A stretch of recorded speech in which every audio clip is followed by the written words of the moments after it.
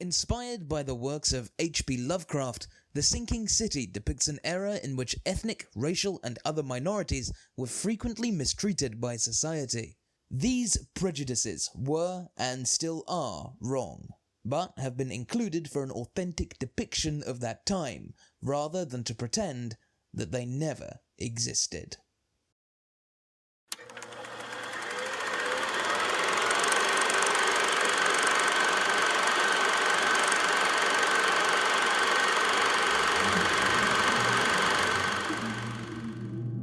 There aren't many writers whose names have become adjectives in their own right, and for all his flaws, and we'll get to the flaws, don't worry, Lovecraftian conjures up more vivid and consistent imagery than many writers. It's quite a remarkable achievement that a man who lived in poverty, died in obscurity, and is equally remembered for both his contributions to horror and his bigotry. Lovecraft's name today is associated with villainous cults, ancient cities with impossible geometry, eldritch monsters hiding beyond the cosmos, and a lot of tentacles. 2019 video game The Sinking City delivers on all of these tropes and more, sometimes directly adapting aspects of Lovecraft's work, and other times making its own contributions to Lovecraftiana. You can tell that the game was made by developers who didn't just love the source material, but also respected the long tradition of writers doing whatever the hell they want with Lovecraft's creations, also known as the Cthulhu mythos. This is something Lovecraft himself was a big proponent of, often encouraging contemporary Weird Tales writers such as Robert E. Howard, Clark Ashton Smith, and August Derleth, to name just a few, to use his ideas. It was even Derleth who took the first steps to preserve Lovecraft's work, opening Arkham House initially with the sole purpose of finally getting Lovecraft in print after his death, and the company still publishes legacy editions of classic Weird Tales to this day. But the really interesting thing about the Cthulhu mythos is what people choose to do with it, and with Lovecraft himself. And while The Sinking City is far from perfect, both as a Lovecraft adaptation and as a video game taken on its own merits, I'd still like to take a closer look at it.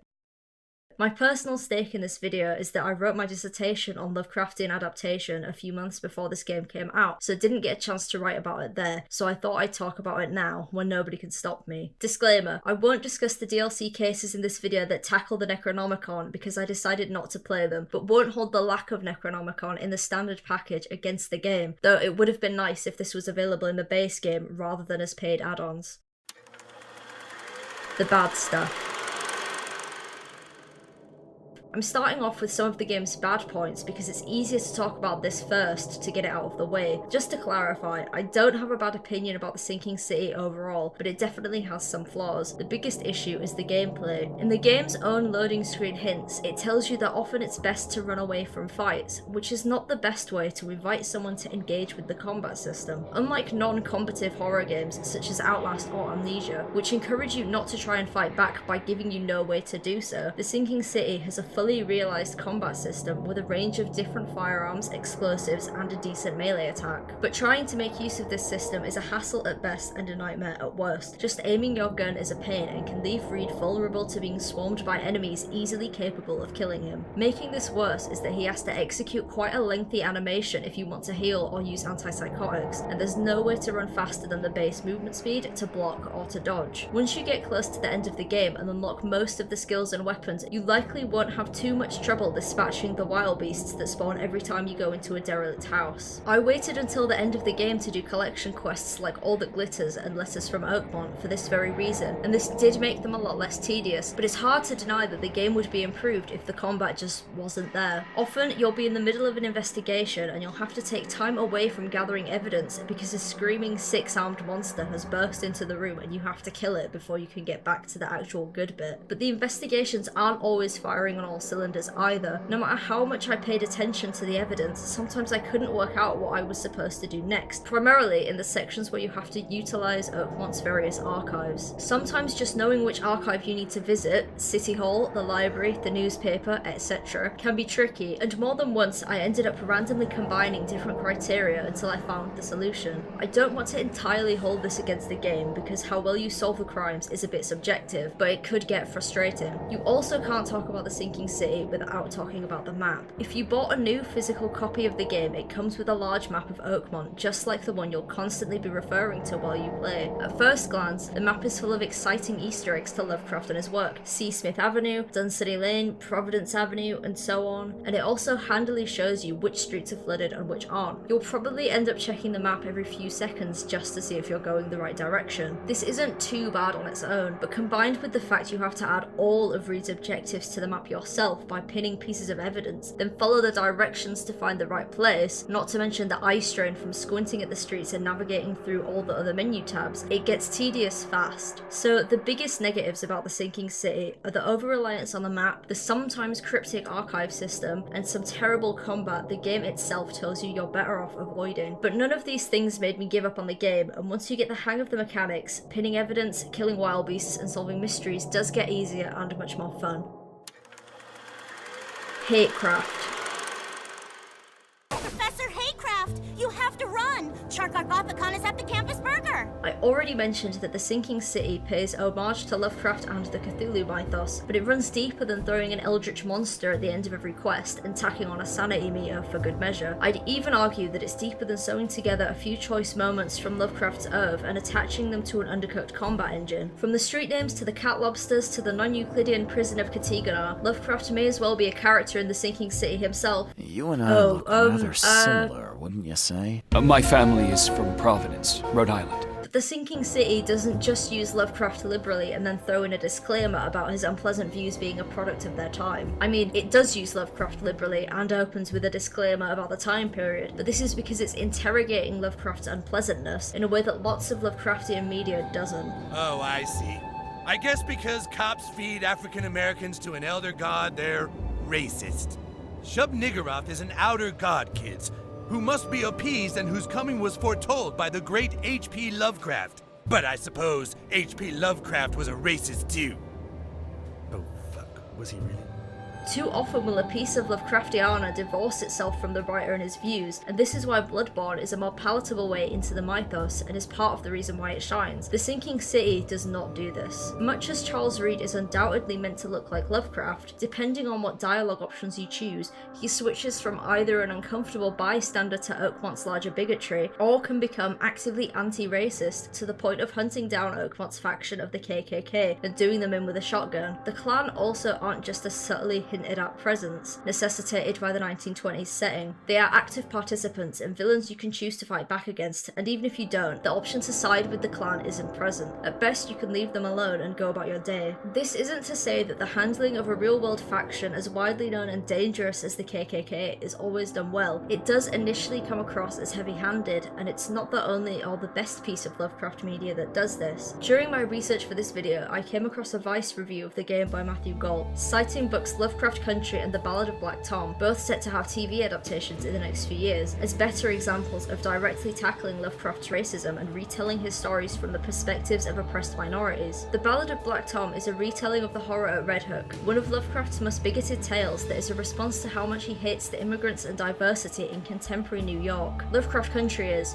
well, just look at the cover. The parts of the Sinking City's attempts to actually confront Lovecraft's bigotry can lack nuance, be that by having the Klansmen target the Innsmouthers, or by having a mayoral candidate make speeches about how he wants to build a wall and make Oakmont great again. Yes, that is in the game. The Sinking City sets itself apart from other Lovecraft games or Lovecraftian films and TV shows by at least trying to tackle this part of Lovecraft head on, and I think Frogwares had their hearts in the right place with it. I am white though, so anyone more educated on the subject, please correct me if I'm way off the mark. The indescribable problem. One of the boldest and most unusual decisions Frogwares make in the Sinking City is the choice to show as little of the main monster as possible for as short a time as possible, and the fact that this monster in question is not Cthulhu. You'd be forgiven for thinking that Cthulhu plays a major role in this game due to the Cthulhuid imagery of the box art and the recurring motif of tentacles, but when I was playing I didn't find a single mention of the word Cthulhu anywhere. Instead we have Cthulhu, the offspring of Cthulhu, the dreamer's hidden daughter, who most importantly is not a creation of Lovecraft. unlike the other cosmic horrors we encounter, such as Dagon and the Fecund Mother. Cthulhu is the creation of Brian Lumley, one of the most successful mythos writers still writing today, and didn't exist at all before she appeared in The Transition of Titus Crow in 1975. While this may seem minor and almost pointless, since, narratively speaking, Cthulhu serves basically the same function that Cthulhu would in her place, the choice to have a major Lovecraftian game without even mentioning the Great Old One by name is weird, to say the least. And the shadowy octopus face we see on the box art also isn't what Cthulhu looks like when we finally do get a glimpse, which only happens twice in the game, and one of which you can miss completely if you don't pick the ending where you release her from Katiganar. In the actual game, Cthulhu is a vast, incomprehensible mouth surrounded by tentacles. Even in one of the endings where an enormous wave looms over Oakmont, though we contextually know Cthulhu is responsible, we don't see her. This isn't to say that the extremely recognizable octopus bat dragon man we've come to know and love doesn't appear at all, but rather that this particular iteration is shown only in statues, wall carvings, sculptures, and so on. It's never physically rendered in the same way the wild beasts or other enemies are. This shapelessness is actually truer to the original story, The Call of Cthulhu, than having a final boss fight against a monolithic squid would be. It's entirely true that Cthulhu is never described by Lovecraft. Lovecraft legitimately writes the thing cannot be described when he bursts from Miliere and attacks the sailors. The enduring image is actually taken from the lengthy description of the statuette Inspector Legrasse reveals, as well as Wilcox's bas-relief. The Cthulhu image is already layered in human perception, and the bas-relief and the sculpture are both human attempts to catalogue something that we are, by nature of us being feeble humans, incapable of ever understanding. This is why, despite saving up all my ammo and grenades, I was happier that there is no final boss fight. The very fact that you can't attempt to fight, you're not even allowed to see this monster, is much more powerful than the alternative. The good stuff.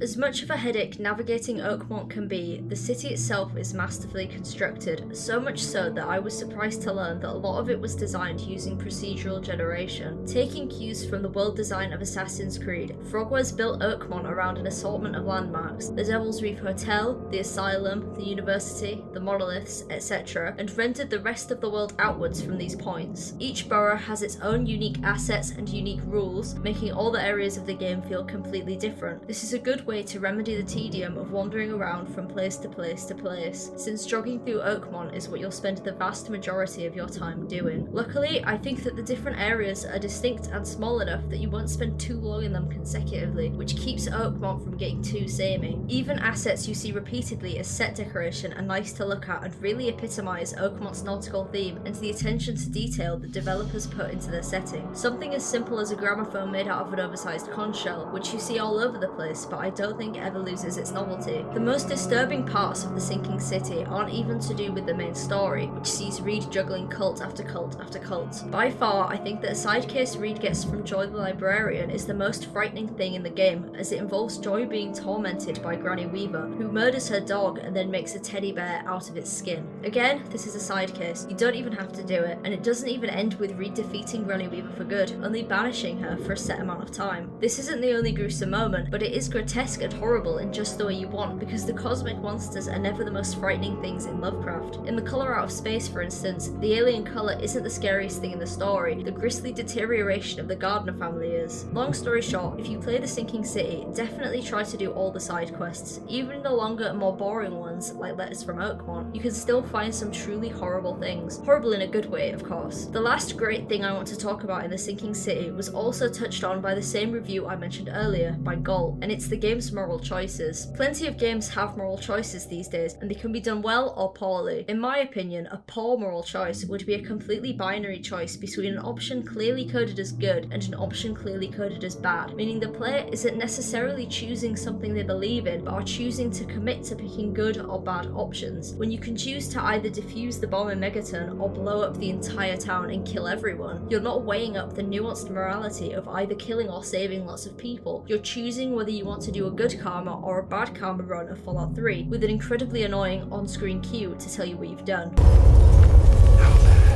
my friend, is beautiful. In The the sinking city, one complex moral quandary happens when you meet the EOD and discover someone has poisoned their fish, so they're giving the food away to the poor before anyone gets the chance to poison it again. It turns out that the man poisoning the fish is George Cavendish, a university professor whose ex-wife Anna is the Dagon fanatic who asks you to help in the first place because she got so involved in the cult that she was impregnated by Dagon and had a child that wasn't her husband's. Cavendish is a bigot who wants to damage the EOD, but you also find evidence that the EOD is kidnapping and violently torturing people and is not as altruistic as they want you to believe. Since this is a main story quest, there's no way out. Reed has to either help the EOD and kill Cavendish, or do Cavendish's dirty work and go back and poison the fish. Whichever option you choose, there is no way to know which was the morally righteous one, because neither are. This happens time and time again, and in each instance, Reed is treated to a strange vision of the character whose life he affected with his choice. Daryl Grimes, Graham Carpenter, Joseph Hill, etc., seemingly taunting the player with the fact that it's not clear what was the best thing to do. These are some of the trickiest morality choices I've ever encountered in a video game. In The Sinking City, every choice is like this, and while it might not be enough to convince you to do a second run, it's sure to make you think hard about what you personally think is the right decision.